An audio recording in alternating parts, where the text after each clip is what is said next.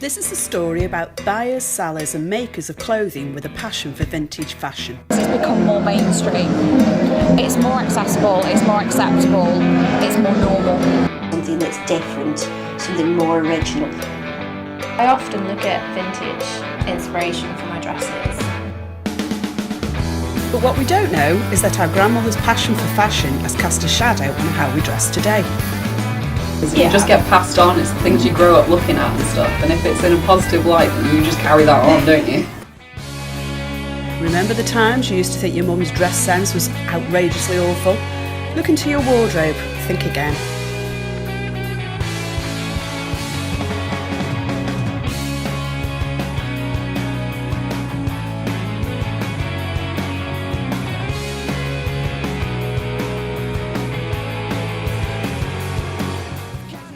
Done it, haven't we, where you criticise what your mum was wearing and you're like, Mum, what are you going out in, what is that? I can remember my mum having this black and white 80s into 90s suit and me going, what are you wearing? That's just awful. Whereas now I think I kind of wish you'd kept hold of it because I could wear it now.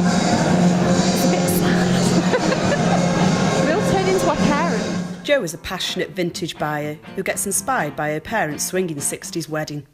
This is a 1950s mink coat, and when I bought it, it was in immaculate condition. I was really lucky to drop on it, and since then I've managed to inherit a 1940s brooch, which was me great-grandmother's, and that's one of my absolute favourites. I try not to wear it too much because it's getting a bit fragile now, but absolutely love it.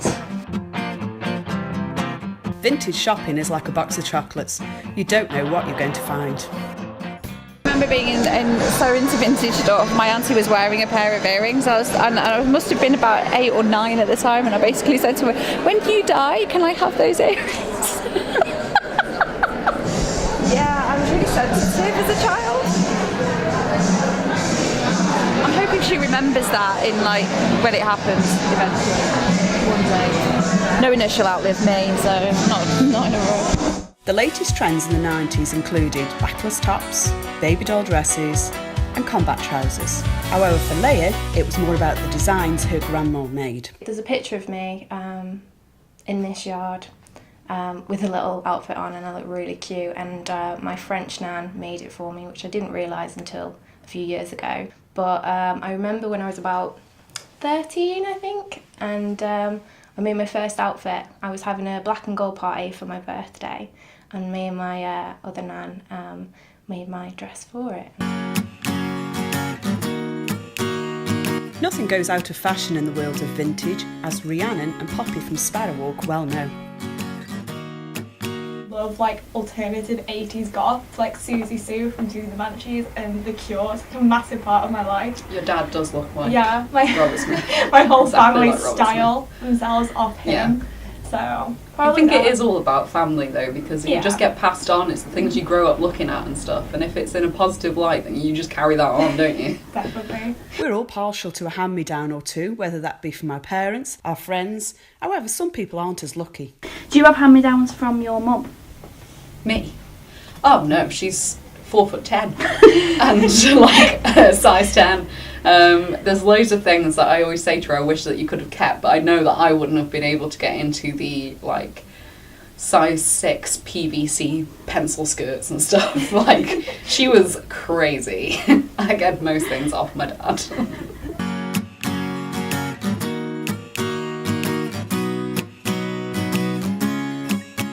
Life is too short for wearing boring clothes.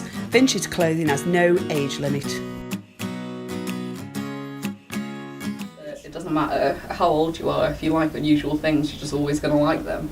And that you can, dress however you want. When you get to a certain age, you don't have to go to Bon Marche. You can just carry on being cool, it's okay.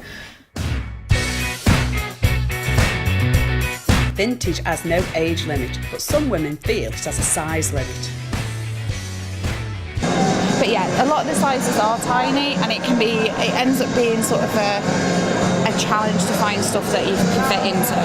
I mean, yeah, there is an argument. Oh, well, you can always buy sunglasses, and you always buy shoes. Shoes never stop fitting you. What we don't realise is that rationing in the 40s and 50s had a huge impact on clothing and body size. Our grandmothers were a lot slimmer. Now, in the 21st century, body shapes have changed.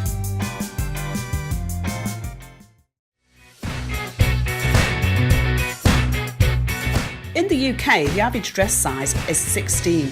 That's 2 sizes bigger than it was in the Beat generation of the 1950s. Charlie is a plus-size vintage lover on a mission to find something amazing to add to her collection. I'm like a magpie, so it's bright colours or something shiny. I'll be like, ooh, what's this? And I'll go off on one.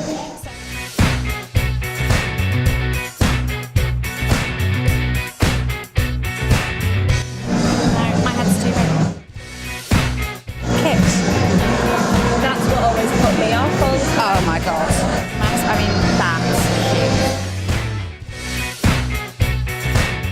See, so 80s, so cute.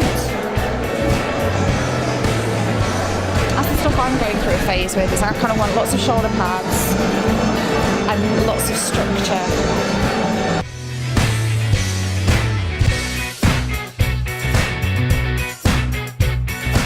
You don't need another pair.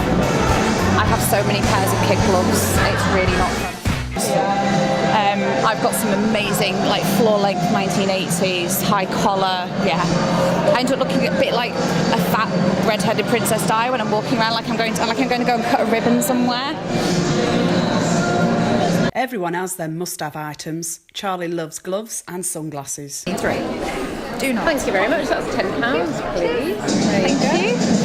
Are you a lace glove collector? I'm a general glove collector. Glove lover? Yes, I have a lot. That's brilliant. And just do a quick phone. And then £10, please.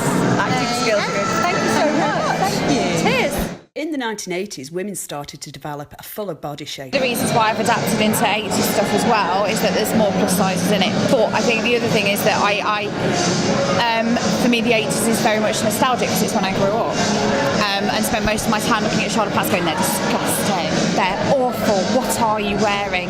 And now I just want to be Joan Collins. I mean, you know, I just want big, glitzy, massive shoulder pads, which my husband kind of looks at me as if to say, really? Of course I pick up an original 1940s.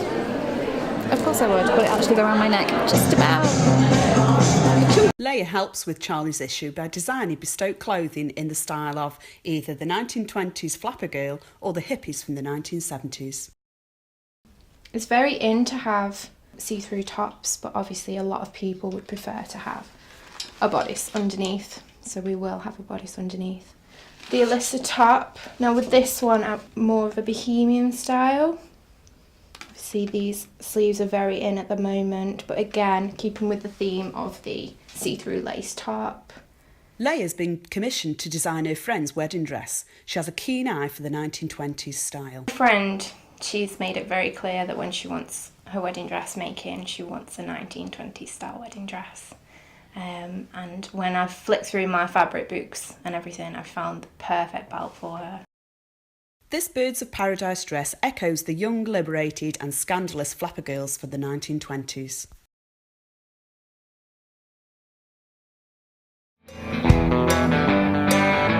Fashion goes round in circles. We're all somewhat inspired by different eras of clothing from the 1940s to the 1980s. The Civic and Insolent, do you think they're cute? They're really cute. I was the horses.